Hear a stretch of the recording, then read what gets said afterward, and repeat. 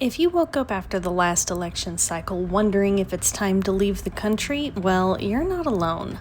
Many Americans have been looking into their options abroad as the U.S. slips further into fascism.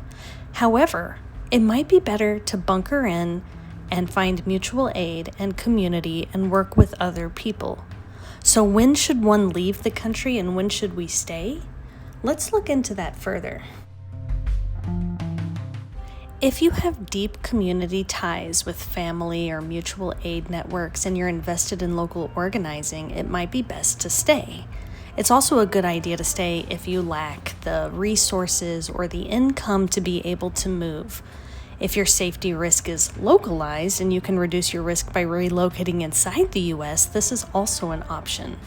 And if you're committed to political or labor organizing, you'll be more effective staying in the U.S.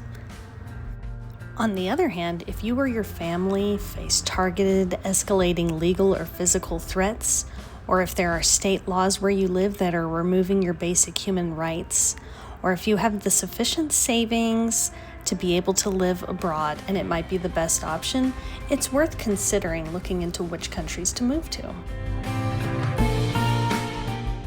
So here are some of the best countries for Americans to move to. Canada, because of the shared culture and the language. Portugal and Spain are considered affordable and have good health care.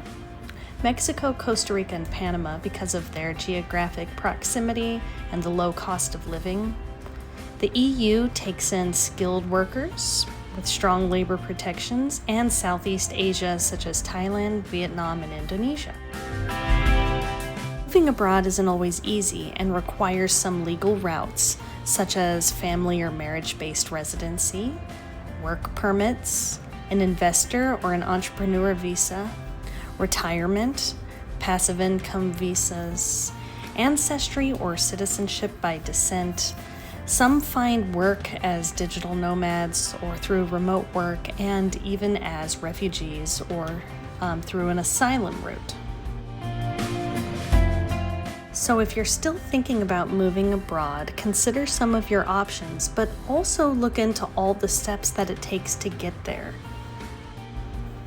For instance, are you going to be in a safe place with healthcare access and proximity to family? Do you know the language?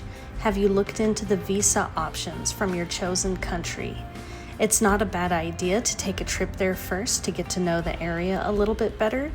And you should consider your legal status before you move because an overstay can create serious problems.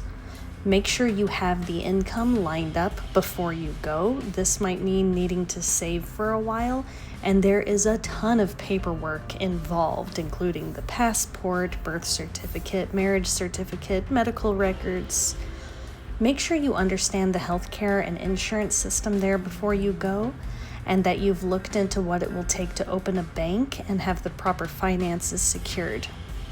You will also need to tell institutions, such as having your mail forwarded and close all the other U.S. logistics. And it's a good idea to establish a community there and learn the language basics. So while moving abroad might seem like the best option right now, it's also important to remember that other countries are also dealing with their own political hardships, and it might not be as good as you think it is. So don't romanticize a place before you've visited.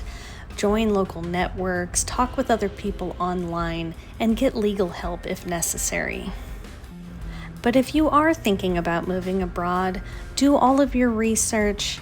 Look into countries that might suit you the best and share your story with others who might also want to leave. But for those not leaving, let's navigate this wasteland together and work together for a better future. Thanks for watching.